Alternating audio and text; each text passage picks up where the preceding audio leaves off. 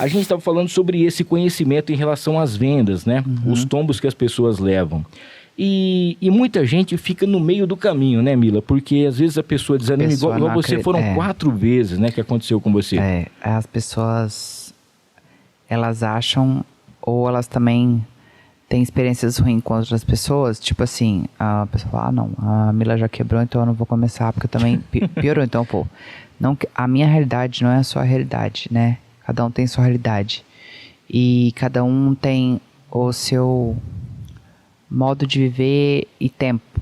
Então, o tempo que eu vivo hoje é diferente do tempo de 2014. Já quase passaram 10 anos. Sim. E muita coisa eu aprendi. E a gente aprende muito na dor, né? Sim. Então, às vezes, hoje eu entendo que os desertos que eu passei na minha vida foi tudo por crescimento, né? Empresarial, espiritual, profissional. E é mais difícil aprender no amor e é mais fácil aprender na dor. Então, às vezes, acontecem umas coisas com a gente assim pra gente aprender mesmo. E tem gente que tem medo de recomeçar. Ou medo porque pode acontecer com a pessoa. Então, eu vou dar exemplo.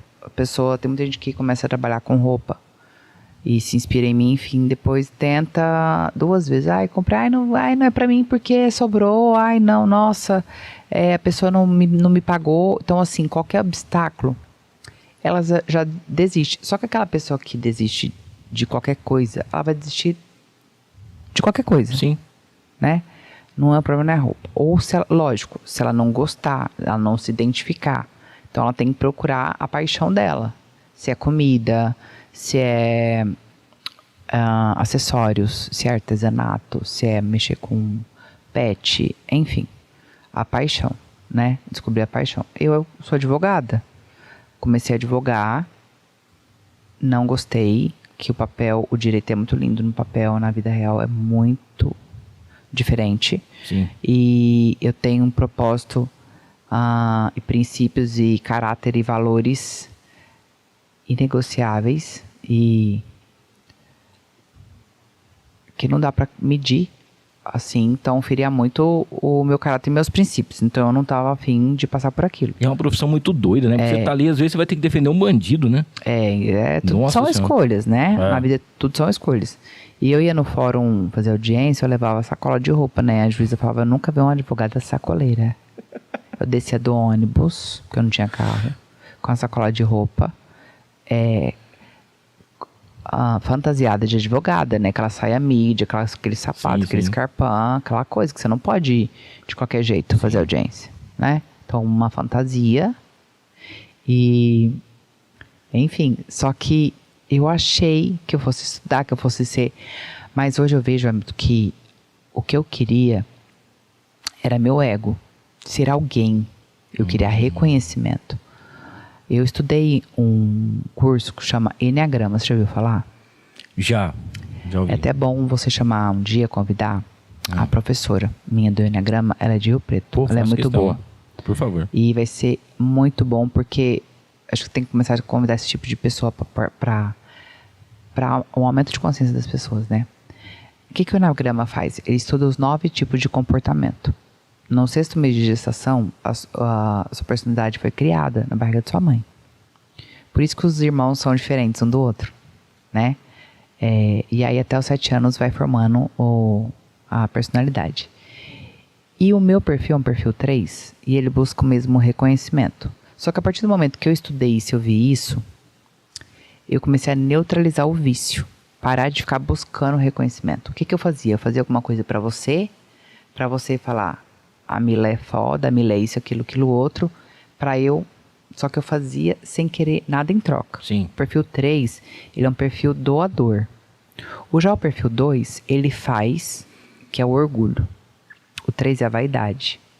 O perfil 2, ele doa, mas ele quer em troca. Ele espera. E se você não fizer, ele fala, meu Deus, aquele dia eu fui lá na casa do Hamilton trocar o pneu dele, só que hoje o meu furou, ele não pode vir. Fica sempre esperando alguma coisa em troca. O perfil 2 é assim. E quando eu descobri isso, eu falei, eu ia passar no concurso só pra ser alguém. Só pra mostrar pro meu pai que entendeu? Aquelas coisas, o ego. E o ego nosso, a hora que a gente percebe, hoje eu vejo como cristã, que o ego não é uma coisa saudável, não é uma coisa assim de Deus. Porque o ego é a nossa carne, é a nossa materialização do pior que pode ser de nós. E a partir do momento que eu tive consciência disso, aí você neutraliza. Então aí você neutraliza o seu perfil de comportamento, a sua motivação de viver. Sim. E acaba sendo outras coisas, né? E o autoconhecimento, ele liberta. Então às vezes nós somos presos a várias coisas na vida que a gente está preso a... Igual, eu tenho muita aluna, né? Compra minha mentoria, meus cursos. É porque eu não consigo gravar, porque eu tenho vergonha. Não, você não tem vergonha. Você quer agradar todo mundo. Você quer ser elogiada, você quer ser querida, você quer ser amada. É do ser humano isso. Sim. Só que nem Jesus Cristo agradou todo mundo. É. Então você imagina nós. Então é isso. Então, mas a pessoa tem esse bloqueio emocional. Ela precisa de aprovação, ela precisa ser querida, ela precisa ser amada, ela precisa ser aceita. Ela tem medo da vizinha falar que ela virou blogueirinha. Ela tem medo da prima, que tá cheio dos bloqueios dela, vir apontar o dedo e falar para ela que onde já se viu largar seu emprego, fazer isso para começar a fazer bolo. Entende? Então, meu amigo, é um negócio que eu tenho para falar para você. O autoconhecimento liberta. E essa busca minha pelo autoconhecimento, de ajudar também as pessoas, é libertador também. Por quê? Porque ver o ser humano ser transformado, ver o ser humano ser trabalhado e melhorar não só a vida dele, a vida da família, de quem vive com as pessoas, e assim vai. E aí, gostou desse corte? Então não esqueça, se inscreva no canal, ative as notificações, dá aquele like e compartilha para todo mundo. O link para o episódio completo tá aqui embaixo. É só clicar e assistir.